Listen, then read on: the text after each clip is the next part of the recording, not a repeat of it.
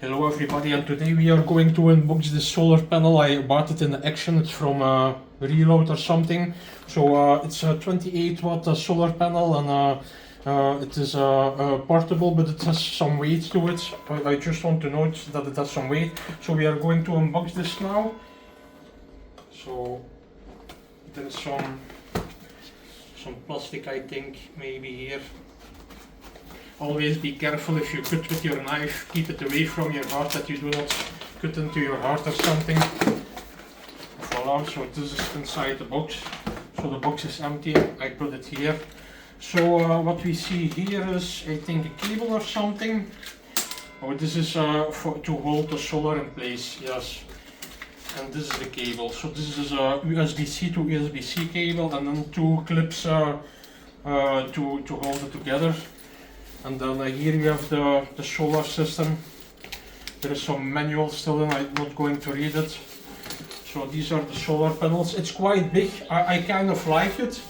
They also tell that it is resistant against splash-water, and it's airplane safe. There is no battery inside of it, so this is good.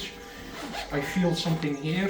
So here you can connect the USB-A and USB-C cable directly to your system, to your smartphone, or to your power bank, or I don't know what. So this is it, as you can see it. This is the length of my arm, so yeah, I don't know the exact measurements for it. Here you have some things, I'm not sure what this is, maybe to put it somewhere behind or something. Anyway, with the clips you can hook it here, and then you can put it somewhere, and then with the USB-C cable you can connect your devices. So this is it.